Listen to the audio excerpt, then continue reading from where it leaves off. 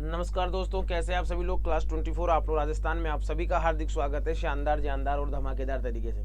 हंसते खेलते मुस्कुराते परिवार में बिल्कुल दोस्तों, आज हम फिर पुनः प्रारंभ कर रहे हैं। आप सभी को पता होना चाहिए, हम राजस्थान के प्रमुख पर्यटन स्थलों की बात कर रहे हैं। ऐसी पुस्तिका से हम इन चीज़ों को पढ़ने की कोशिश कर रहे हैं जहाँ से हूबहू प्रश्न एग्जाम में छपते हैं। तो मेरे नौजवान साथियों, बिल्कुल भी आपको घबराने की कोई आवश्यकता नहीं है और मस्त और बिंदास तरीके से चीज़ों को आपको जोड़ ही लेना है। हमने अगर हम बात करें तो अलवर पढ़ लिया था, अजमेर पढ़ लिया था और बारां पढ़ लिया था।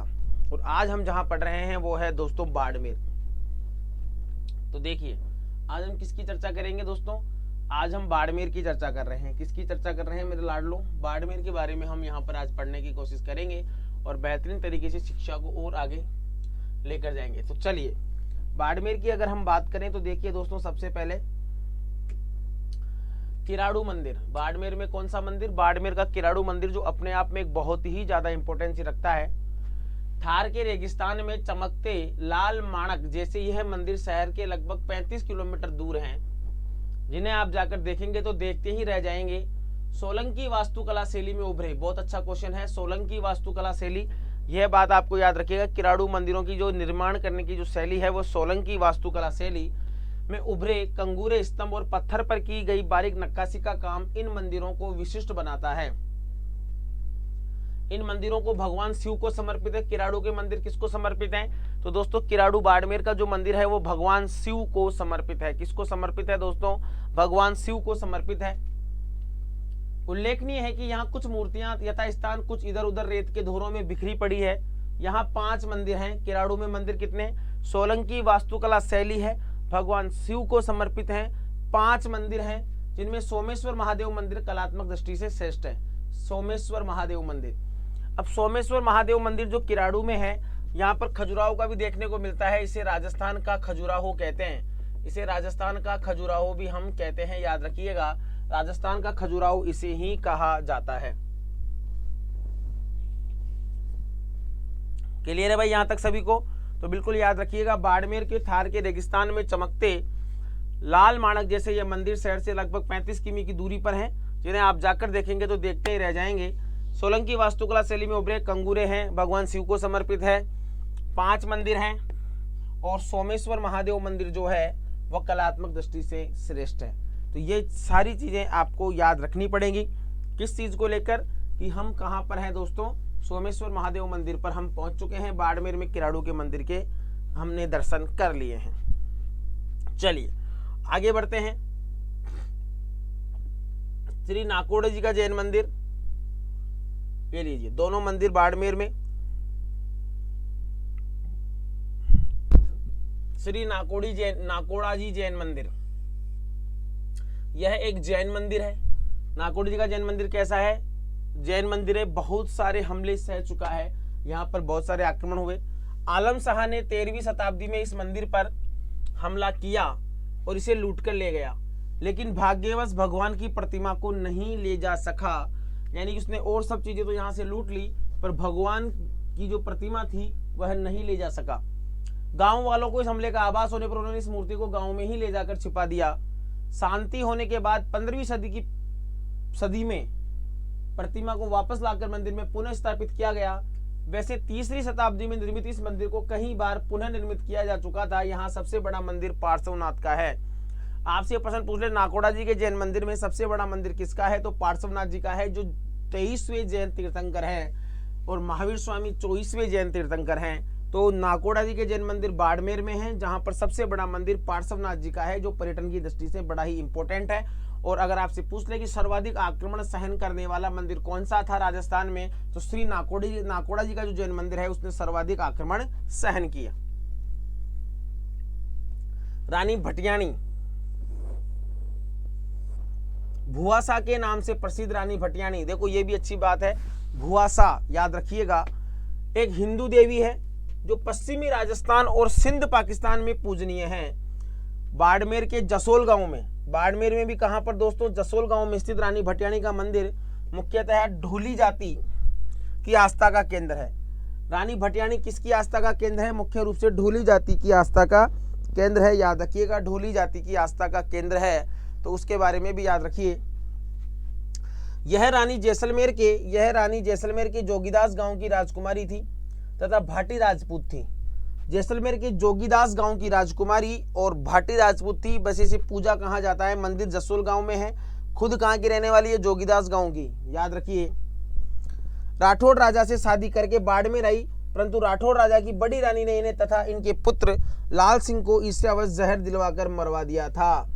राजा की बड़ी रानी ने इनके पुत्र को और इनके पुत्र लाल सिंह और रानी भटियानी को जहर देकर मरवा दिया, द्वेषता के कारण। ठीक है, चलिए, तो रानी भटियानी का मंदिर कहाँ पर है, बाड़मेर में है, जसोल गांव में है। जोगीदास की यह राजकुमारी थी, बाड़मेर में विवाह होकर ये आई। तो याद रखिएगा, रानी भटियानी जी का मंदिर जो भी बाड़मेर में बड़ा फेमस है, नाकोड़ी जी का मंदिर भी बाड़मेर में बड़ा फेमस है, और किराड़ू मंदिर है जो भी बाड़मेर में बड़ा फेमस है। तो ये सारी बातें आपको बड़ी बेहतरीन तरीके से याद रखनी है। ठीक है, चलिए, तो रानी भटियानी, बिल्कुल दोस्तों, सभी का स्वागत है, सभी को good morning, good evening, good afternoon सभी। चलिए, very good very good very good, बहुत बढ़िया, आगे बढ़ते हैं।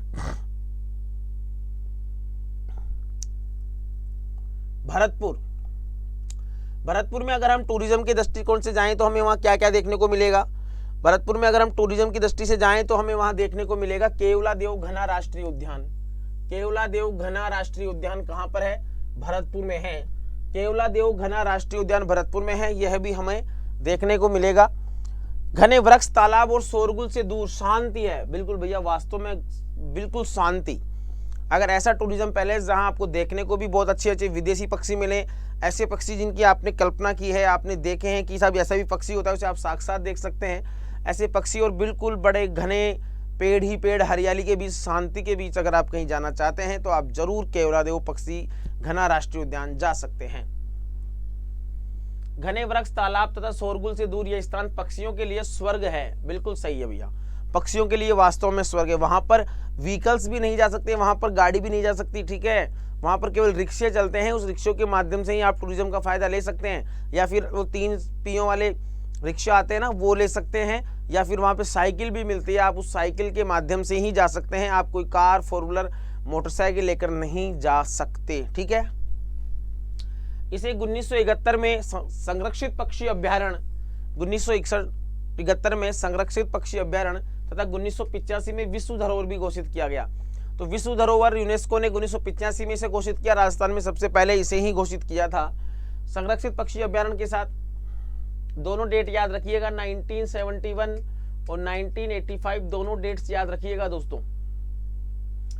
यहाँ हजारों की संख्या में विदेशी दुर्लभ पक्षी प्रतिवर्ष सर्दियों में आते हैं, अपने घोंसले बनाते हैं, प्रजनन करते हैं तथा गर्मी की शुरुआत होते होते वापस अपने देश चले जाते हैं। यानी कि अब जो वर्तमान में जो समय आ रहा है, 1 महीने के अंदर अंदर, अब 1 महीने के भीतर भीतर सभी विदेशी पक्षी यहाँ पर आ जाएंगे, और जैसे ही फिर ग्रीष्म ऋतु प्रारंभ होगी उससे पहले ही यहाँ से निकल जाएंगे। तो अभी का जो समय है सर्दियों का 3-4 महीने का, वो केवलादेव घना पक्षी अभ्यारण्य में जाने का और घूमने का एक बेहतरीन समय है।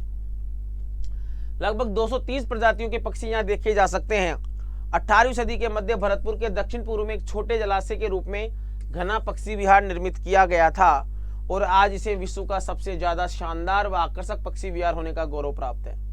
विश्व का, भारत का ही नहीं, राजस्थान का ही नहीं, अपितु संपूर्ण विश्व का सबसे बेहतरीन, सबसे आकर्षक पक्षी विहार होने का गौरव प्राप्त है। इसमें भारतीय सारस क्रेन, साइबेरियन क्रेन, जलमुर्गी, चीनी मुर्गी, heron, painted stork, cormorant, knob bill duck, white spoonbill, sandpiper आदि विभिन्न प्रजातियों के पक्षी आते हैं और विचरण करते हैं। तो ये याद रखिएगा, यहाँ पर बहुत ही बेहतरीन पक्षी अभ्यारण्य है। आप भरतपुर से हैं तो बिल्कुल आपने देख रखा होगा, नहीं देखा है तो आप बिल्कुल देखिए। दिवाली का समय है, बिल्कुल आपके पास छुट्टियां हैं, वैकेंट हैं। ठीक है, वैसे आप एग्जाम्स की तैयारी भी कर रहे होंगे तो 1-2 घंटे निकालिए, वैसे सारा दिन आपको यहाँ देखने को चाहिए होता है। चाहिए। इसी के बाद भरतपुर की शान, आन बान शान का जो एक प्रतीक है वह है लोहागढ़ का किला। तो भरतपुर की आन बान शान लोहागढ़ का किला, देखो क्या है, नाम से ही प्रभावित करने वाला यह किला कहीं ब्रिटिश हमलों का सामना कर चुका है। लोहागढ़ से यह है कि 8 फिरंगी, एक कहावत प्रचलित है, 8 फिरंगी 9 गोरा, लड़े जाट के 2 छोरा। यानी कि ना तो इन्हें फिरंगी जीत पाए, ना अंग्रेज जीत पाए, ना मुगल जीत पाए। ब्रिटिश हमलों का सामना कर चुका है और अंततः ब्रिटिश सैन्य अधिकारी लॉर्ड कंबरमेयर ने 1826 में इस पर कब्जा कर लिया था। कब्जा इसलिए कर लिया, विश्वासघात कर दिया, अपने ही लोगों ने विश्वासघात कर दिया, बाकी ऐसे सीधे सीधे तरीके से कोई नहीं जीत पाया। इसके मजबूत गेट अष्ट धातु के हैं जो लाल किले में लगे हुए थे, लकड़ी के बने हैं, तथा दुश्मनों से बचने के लिए इसके चारों ओर गहरी खाई है, जिसमें सुजान गंगा नहर, मोती झील से एक नहर निकलती है सुजान गंगा, उसके माध्यम से इस खाई में पानी भरा जाता है। रूपा रेल नदी मोती झील में आकर गिरती है, मोती झील से वो बनता है, जिसमें पानी भर दिया जाता था। किले के अंदर सुंदर स्मारकों में कोठी खास, महल खास, मोती महल, किशोरी महल, किले की 8 विशाल बुर्जों में से जवाहर बुर्ज महाराजा जवाहर सिंह की मुगलों पर विजय का प्रतीक है। 8 बुर्ज हैं टोटल, कहाँ पर? लोहागढ़ दुर्ग में टोटल 8 बुर्ज हैं।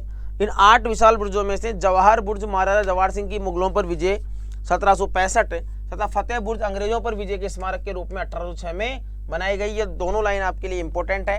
1765 में जवाहर सिंह ने मुगलों को हराया, ठीक है, जवाहर सिंह ने की मुगलों पर विजय तथा फतेह सिंह की अंग्रेजों पर विजय के रूप में फतेह बुर्ज का निर्माण हुआ। कहां पर? भरतपुर के लोहागढ़ दुर्ग में।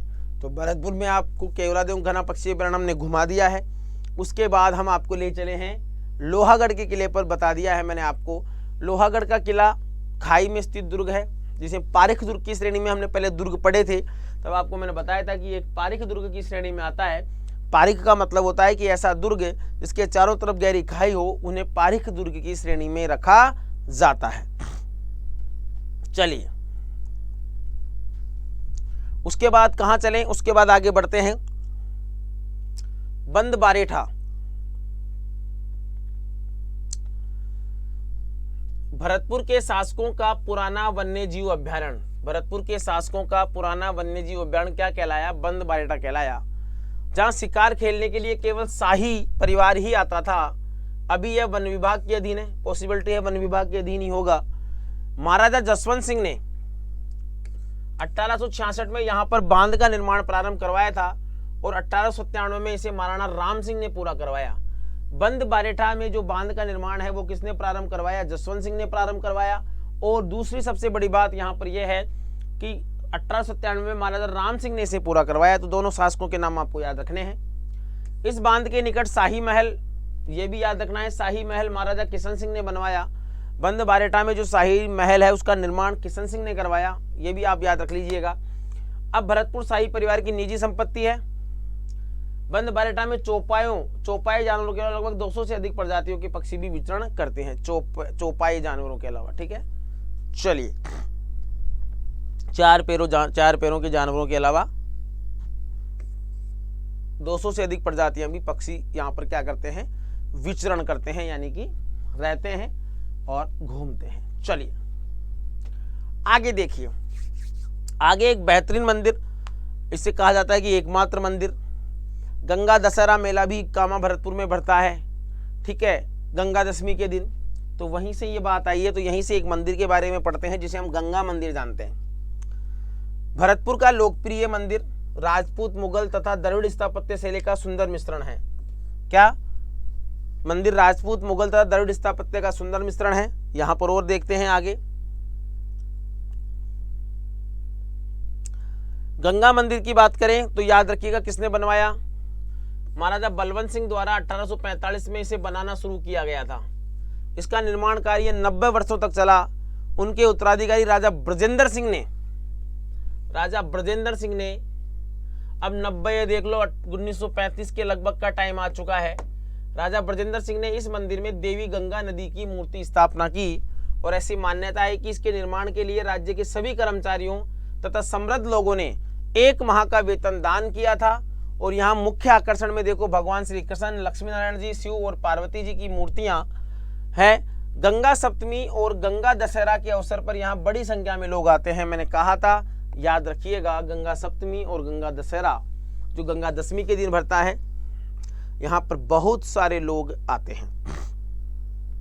तो बिल्कुल गंगा का मंदिर कहाँ पर है? भरतपुर में है, ठीक है।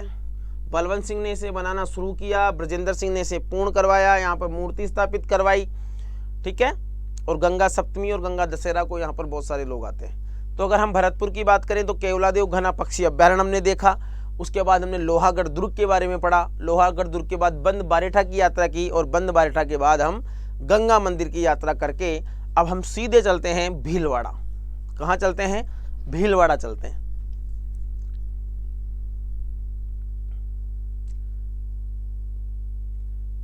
भीलवाड़ा पहले ही लिख दिया गया है। भीलवाड़ा एक वस्त्र नगरी, राजस्थान की वस्त्र नगरी किसे कहते हैं? Manchester city. भारत की वस्त्र नगरी या मैनचेस्टर सिटी किसे कहते हैं? तो भीलवाड़ा को कहा जाता है। यहां पर है दोस्तों मैनाल जलप्रपात पहले नंबर पर। भीलवाड़ा से 80 किमी दूर कोटा रोड पर नेशनल हाईवे 27, नेशनल हाईवे कौन सा? 27 याद रखिएगा। ये आपसे ज्योग्राफी से रिलेट कर पूछ सकता है कि मैनाल जलप्रपात कौन से एनएच हाईवे पर है स्थित है? तो एनएच 27 पर। मैनाल अपने अलौकिक नैसर्गिक वैभव के कारण हजारों की संख्या में पर्यटकों को आकर्षित करता है। चारों तरफ जंगलों से घिरा मैनाल का झरना दूर दराज के क्षेत्रों में आने वाले विदेशी पर्यटकों को भी आकर्षित करता है। 150 फीट गहरी खाई में गिरने वाली इसकी जलधारा बड़ी जोर से आवाज करती है और देखने वालों की नजर वहां से नहीं हटती। मैनाल में शिव जी का अत्यंत सुंदर वैभवशाली मंदिर है। मैनाल में किसका मंदिर है? मैनाल में भगवान शिव का मंदिर है। किसका मंदिर है दोस्तों? भगवान शिव का मंदिर है आपके मैनाल में। तो मैनाल जलप्रपात NH 27 NH 27 में स्थित है, भीलवाड़ा में स्थित है। भीलवाड़ा को वस्त्र नगरी यानी कि मैनचेस्टर सिटी कहा जाता है। आइए मांडलगढ़। मांडलगढ़ का भी बड़ा टूरिज्म की दृष्टिकोण से बड़ा ऐतिहासिक महत्व है। चलिए भीलवाड़ा से मांडलगढ़ की बात करें तो भीलवाड़ा से 54 किमी दूर स्थित इस जगह का ऐतिहासिक महत्व है क्योंकि यह मध्यकाल के दौरान कई युद्धों का साक्षी रहा है। इतिहास प्रसिद्ध हल्दी घाटी के युद्ध से पूर्व मुगल सेनापति मानसिंह ने इस स्थान पर डेरा जमाया था। देखो एक इतिहास के दृष्टिकोण से भी ये चीज जुड़ चुकी है कि जब हल्दी घाटी का युद्ध हुआ महाराणा प्रताप और अकबर के बीच, तो जो अकबर का सेनापति बनकर आया, अकबर का सेनापति बनकर कौन आया? अकबर का सेनापति बनकर आया दोस्तों आपके मानसिंह। तो मानसिंह ने अपना डेरा हल्दी घाटी जाने से पहले कहां पर डाला? मांडलगढ़ में डाला। लगभग आधा मील लंबा किला पहाड़ी के शिखर पर प्राचीरों और खाई की सुरक्षा के साथ अड़िग है। मांडलगढ़ का किला, किले में 2 मंदिर हैं जिसमें एक भगवान शिव को समर्पित है और दूसरा भगवान कृष्ण को समर्पित है। तो मांडलगढ़ के किले क्या मैं तो हमें यहाँ देखने को मिला मांडलगढ़ का, एक तो यहाँ पर किला है जिसमें एक तो भगवान शिव का मंदिर है और भगवान श्री कृष्ण का मंदिर है। और मानसिंह ने हल्दी घाटी के युद्ध से पहले अपना जो पड़ाव था, सेना का जो पड़ाव है, वो कहाँ डाला? डेरा यहाँ पर डाला मांडलगढ़ में। और मांडलगढ़ कहाँ पर है दोस्तों? भीलवाड़ा में। चलिए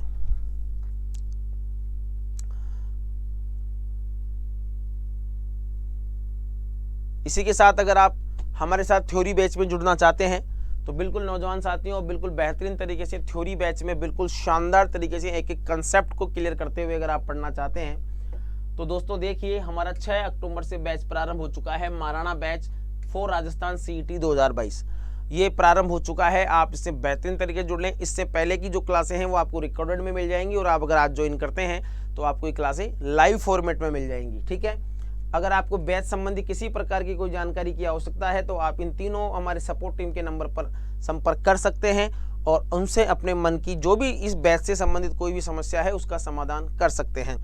वैसे ये कोर्स अभी कितने का है? 1999 का, जिसमें आपको 12th लेवल भी मिलेगा और ग्रेजुएशन लेवल भी आपको यहाँ पर देखने को मिलेगा मेरे साथियों, तो गलती मत करना। यहाँ पर 300 प्लस घंटे का आपको कोर्स मिलेगा। वीकली आपको टेस्ट करवाया जाएगा, कंप्लीट कोर्स कवर करवाया जाएगा। यहाँ पर आपका डाउट सेशन भी क्लियर हो जाएगा। अनलिमिटेड टेस्ट सीरीज भी मिलेगी आपको एग्जाम तक। लाइव और रिकॉर्डेड लेक्चर्स मिलेंगे। प्रिंटेबल PDF यानी आप PDF को प्रिंट करा सकते हैं। वीकली गाइडेंस प्रोग्राम आपको यहाँ देखने को मिलेगा। इसी के साथ ही आपको यहाँ पर टॉपिक वाइज टेस्ट भी देखने को मिलेगा। क्या? टॉपिक वाइज टेस्ट भी आपको यहाँ पर देखने को मिलेगा। अब हम इस तक पहुँचे कैसे? तो गूगल प्ले स्टोर से क्लास 24 की मोबाइल एप्लीकेशन है जो आपको क्या कर लेनी है? अपने फ़ोन में इंस्टॉल कर लेनी है। उसके बाद आप अपने आप को लॉगिन कर लेंगे। लॉगिन करने के बाद आप एग्जाम्स चुनेंगे, चेंज योर स्टडी ग्रुप में जाएंगे और यहाँ पर आप राजस्थान एग्जाम्स पर क्लिक करेंगे, क्योंकि हम तो राजस्थान की तैयारी कर रहे हैं। वहाँ से आपको राजस्थान के सभी कोर्सेज देखने को मिलेंगे, तो आप वहाँ से सीईटी वाले कोर्सेज पर जाइए। सीईटी के साथ ही आपको बैच देखने को मिलेगा महाराणा बैच फॉर राजस्थान, तो महाराणा बैच फॉर राजस्थान पर जाइए और फटाक से इसे बाय नाउ कर आप अपने सपनों की प्लेलिस्ट में जो आपको नौकरी देंगी वहाँ पर आप जुड़ सकते हैं। और कितने रुपए में? 1999 रुपये में।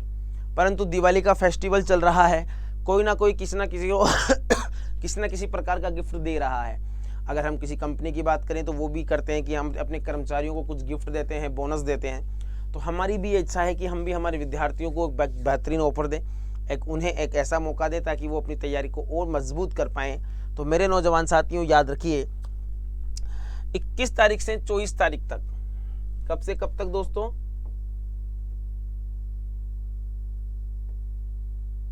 तो देखिए 21 तारीख से लेकर 24 तारीख तक आपको क्या दिया जा रहा है? ऑफ दिया जा रहा है। ठीक है, दिवाली 25 के नाम से आपको ऑफ मिल रहा है। एक्स्ट्रा ऑफ 60% ऑफ तो हम वैसे दे ही रहे हैं, प्लस एक्स्ट्रा 25% ऑफ भी आपको यहाँ देखने को मिलेगा। तो इतना बेहतरीन ऑफर आपको देखने को मिलेगा। तो बिल्कुल मेरे साथियों, आप कोड डालिएगा DIWALI दिवाली 25 वाली, यानी दिवाली 25 वाली, याद रख लीजिए। और आप इसे 24 तारीख तक अगर परचेज करते हैं तो आपको ये बहुत बेहतरीन डिस्काउंट के साथ बहुत ना के बराबर कीमत पर मिलेगा। वैसे ही हमारे कोर्सेज की कीमत कम है, फिर भी आपको यहाँ पर और चीज़ें देखने को मिलेंगी। तो दिवाली 25 आप लगाइए और साथ में बेहतरीन तरीके से आप क्या कर सकते हैं, अपने इस कोर्स को अपनी प्लेलिस्ट में डालकर तैयारी प्रारंभ कर सकते हैं। दिवाली की जो छुट्टियां हैं उसमें आप पहले की जो क्लासेस हैं उन्हें पढ़ सकते हैं और उनकी PDF को प्रिंट करवा सकते हैं। चलिए वापस हम चलते हैं। टूरिज्म, आज घूमने का दिन है तो घूम रहे हैं हम। ठीक है, आइए, ये हो गया मांडलगढ़। चलते हैं शाहपुरा। भीलवाड़ा से 55 किमी की दूरी पर शाहपुरा कस्बा स्थित है। यह 4 दरवाजे वाली दीवार से घिरा है। राम स्नेही, बहुत अच्छा क्वेश्चन। राम स्नेही संप्रदायों के अनुयायियों के लिए 1804 में स्थापित यह तीर्थ स्थान है। राम स्नेही संप्रदाय की प्रधान पीठ कहाँ पर है? शाहपुरा भीलवाड़ा में ही है। यहाँ 5 दिन के दिन फूलडोल मेला के रूप में जाना जाने वाला वार्षिक मेला फाल्गुन शुक्ल मार्च अप्रैल में आयोजित होता है। फाल्गुन शुक्ला में आयोजित होता है। ठीक है, शाहपुरा के उत्तरी भाग में एक विशाल महल परिसर है जो उस छज्जों, मीनारों, छतरियों द्वारा सुशोभित है। इसके ऊपरी भाग में रमणीय झील, शहर के अंदर दृश्य को देखा जा सकता है। प्रसिद्ध स्वतंत्रता सेनानी केसरी सिंह बारट, जोरावर सिंह, प्रताप सिंह बारट शाहपुरा के थे। त्रिमूर्ति स्मारक बारट जी की हवेली जो अब राजकीय संग्रहालय में परिवर्तित कर दी गई है।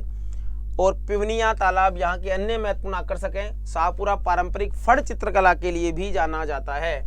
शाहपुरा का कौन सा परिवार जाना जाता है दोस्तों? शाहपुरा का जो जोशी परिवार है। शाहपुरा का कौन सा परिवार? शाहपुरा का जो जोशी परिवार है वह फड़ चित्रांकन के लिए बड़े बेहतरीन तरीके से जाना जाता है। तो भीलवाड़ा से 55 किमी की दूरी पर शाहपुरा कस्बा 4 दरवाजे वाली दीवार से घिरा, राम स्नेही संप्रदाय से संबंधित है। एक तो राम स्नेही संप्रदाय याद रखना है। यहाँ से प्रताप सिंह बारट, जोरावर सिंह बारट और केसरी सिंह बारट का यहाँ पर स्थान है। केसरी सिंह बारट जी की हवेली है जो वर्तमान में राजकीय संग्रहालय है। त्रिमूर्ति स्मारक है और पिवनिया तालाब और शाहपुरा का ही फड़ चित्रांकन बड़ा फेमस है। और फड़ चित्रांकन में जोशी परिवार अपनी आभा बिखेरे हुए है बड़े ही बेहतरीन तरीके से। क्लियर है? Very good, okay. अब चलते हैं बूंदी। बूंदी का दरवाजा पर मंड रही मोरनी। बूंदी कुंड और बावड़ियों का शहर, यही भी अपने आप में क्वेश्चन है। कुंड और बावड़ियों का शहर कौन सा है? बूंदी की बात करें तो बूंदी में हम क्या क्या देखेंगे? एक तारागढ़ देखा हमने अजमेर में, जिसका निर्माण अजयराज ने 1113 में करवाया। पृथ्वीराज सिसोदिया ने उसका नाम बदलकर तारागढ़ कर दिया। यहाँ पर नाम ही तारागढ़ है। राजपूत शैली में निर्मित है। 1351 में बरसिंह द्वारा निर्मित यह किला बूंदी की सबसे आकर्षक जगह है। भाई साहब मजा आ जाएगा आपको। ठीक है, किला और महल ऊंची पहाड़ी पर बने हैं। दुर्भाग्यवश जंगली झाड़ियों के बीच जीर्ण शीर्ण अवस्था में हैं। इसकी सुंदरता का अनुमान इसके देवालय, स्तंभ, शीर्ष मंडपों वाली छतरियां, वर्गाकार छत और हाथी व कमल के रूप में सजी इनकी सुंदरता से लगाया जा सकता है। तारागढ़ को ऊपर देखने टिमटिमाते तारे के समान दिखाई देता है, इस कारण इसको तारागढ़ कहा गया है, याद रखिएगा।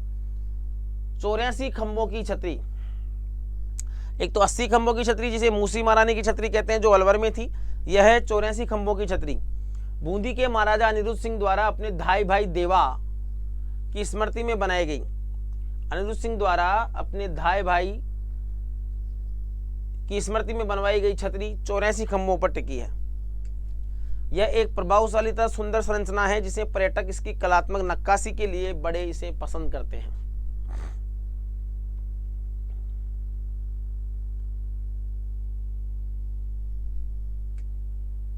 जिसमें हिरण, हाथी तथा अप्सराओं का चित्रांकन के कारण ये बहुत पसंद है।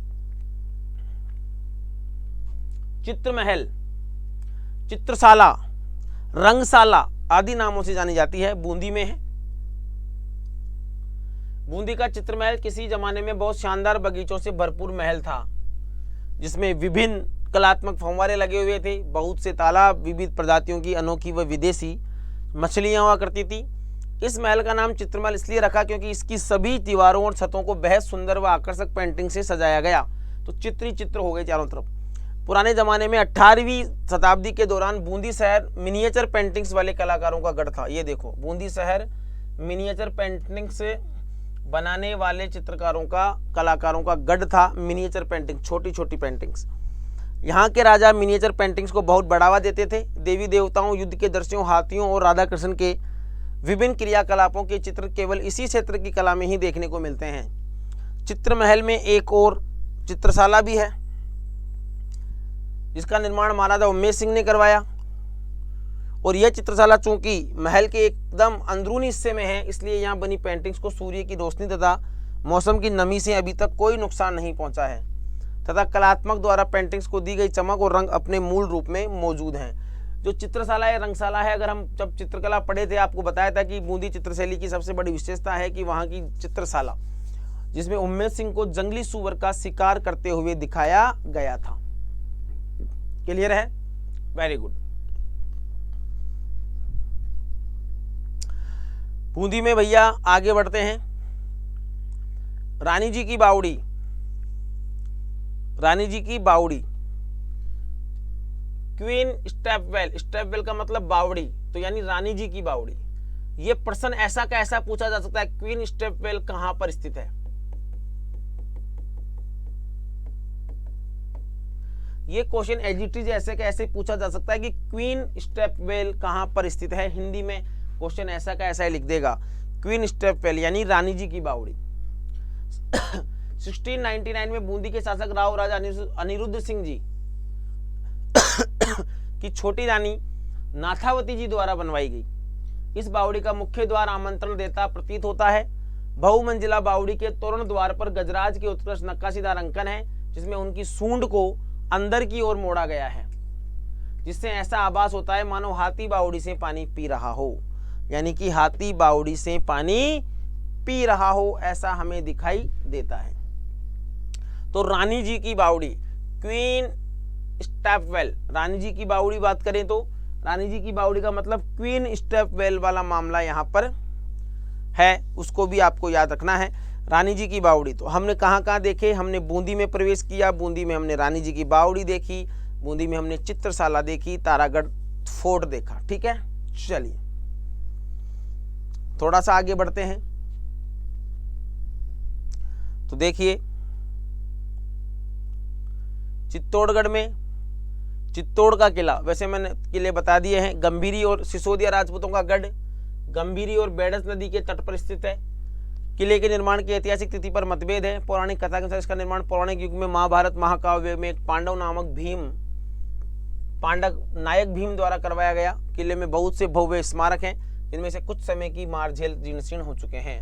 चित्तौड़गढ़ का किला चित्तौड़गढ़ में, विजय स्तंभ भी चित्तौड़गढ़ में। कुंभा ने बनवाया, मालवा के मुस्लिम शासक को हराकर अपनी विजय का जश्न मनाने और उसे चिरस्थायी करने के उपलक्ष्य में सन 1440 में बनवाना शुरू किया, जो कि 8 वर्षों यानी 1448 में जाकर यह पूर्ण हुआ। शिल्प कला का अद्भुत नमूना है। विजय स्तंभ लाल बलुआ पत्थर और सफेद संगमरमर से बनाया गया है।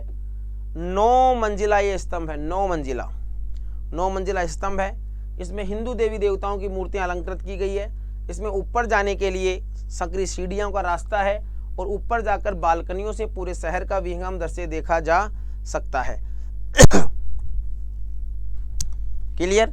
हाँ, तो महाराणा कुंभा ने मालवा के मुस्लिम शासक को हराकर अपनी विजय का जश्न मनाया। और तो विजय स्तंभ कहाँ पर है? विजय स्तंभ भी आपको यहीं पर देखने को मिलेगा, चित्तौड़गढ़ में। विजय स्तंभ के बाद आते हैं हम कीर्ति स्तंभ पर। यह विशाल स्तंभ जैन कीर्तनकर महान शिक्षाविद आदिनाथ जी को समर्पित है। एक धनी जैन व्यापारी जीजा बघेरवाल तथा उसके पुत्र पुण्य सिंह ने, धनी जैन व्यापारी जीजा बघेरवाल और उसका पुत्र पुण्य सिंह ने 13वीं सदी में बनवाया। 24.5 मीटर ऊंचा हिंदू स्थापत्य शैली में यह बना है। विजय स्तंभ से भी यह पुराना है। इसमें 6 मंजिलें, स्तंभ पर जैन तीर्थंकरों की तथा ऊपरी मंजिलों में सैकड़ों लघु मूर्तियां शिल्पांकित की गई है, 6 मंजिलों में। तो ये कौन सा हुआ दोस्तों? कीर्ति स्तंभ हुआ, जो हमें चित्तौड़ में याद रखना है। उसके बाद चित्तौड़गढ़ में ही है एक भैंसरोडगढ़ का किला। भैंसरोडगढ़ का किला भव्य आकर्षक किला है। 200 फुट ऊंची सपाट पहाड़ी की चोटी पर चंबल और ब्राह्मणी नदियों के संगम पर स्थित है। जलदुर्ग है। इस किले की सुंदरता से अभिभूत होकर ब्रिटिश इतिहासकार जेम्स टोड ने कहा था कि यदि यह लाइन अच्छी तरीके से याद रखिएगा, यदि उन्हें राजस्थान में एक जागीर की पेशकश की जाए तो वह भैंसरोडगढ़ को ही चुनेंगे। किसको चुनेंगे? यह प्रश्न एग्जाम में पूछा गया है और पूछा जा सकता है। सटीक जानकारी न मिलने के कारण इस किले के निर्माण के संबंध में कुछ स्पष्ट नहीं कहा जा सकता। हालांकि यह किला दूसरी शताब्दी में निर्मित किया गया। ऐसा माना जाता है कि कई वंशों के अधीन रहने के बाद ऐसी मान्यता है कि अलाउद्दीन खिलजी ने भी इस किले पर हमला किया था और यहाँ के सभी पुराने मंदिर इमारतों को नष्ट कर दिया। वर्तमान में इस किले को शाही परिवार द्वारा एक शानदार हेरिटेज होटल के रूप में संचालित किया जा रहा है। 3 तरफ नदियों से घिरे होने के कारण अरावली पर्वतमाला व घने जंगलों के बीच स्थित इस किले की खूबसूरती देशी व विदेशी पर्यटकों को बहुत आकर्षित करती है। तो चित्तौड़गढ़ में हमने क्या देखा? चित्तौड़गढ़ में चित्तौड़गढ़ का किला देखा, विजय स्तंभ देखा, कीर्ति स्तंभ देखा और भैंसरोडगढ़ का किला देखा। मैं फिर आपको बता दूं, अगर आप वास्तव में हमारे साथ थ्योरी क्लासेस पढ़ना चाहते हैं तो बिल्कुल जल्दी से जुड़ जाइए महाराणा प्रताप बैच से। ठीक है, 300 घंटे का course, complete weekly test, complete weekly cover, weekly doubt session, live और रिकॉर्डेड क्लासेस सभी आपको यहाँ मिलेंगी। मोबाइल एप्लीकेशन पर जाएं, यहाँ से आप राजस्थान एग्जाम्स पर जाएं, फिर सीईटी पर जाएं, महाराणा प्रताप बैच पर जाएं और यहाँ से आप बाय नाउ इसे कर सकते हैं 1999 में। परंतु अभी आपको 60 + 25% का एक्स्ट्रा डिस्काउंट दिया जा रहा है दिवाली के ऑफर पर, तो आप इसका फायदा उठाएं। 24 तारीख रात 12 बजे तक आपको डिस्काउंट देखने को मिलेगा, तो चूके मत। कोड डालिए DIWALI दिवाली 25, यानी दिवाली 25 वाली। तो मेरे नौजवान साथियों, आज के लिए इतना ही। हंसते खेलते मुस्कुराते रहें, अपनों के साथ रहें, स्वस्थ रहें, मस्त रहें, खूबसूरत रहें। जय हिंद, जय भारत।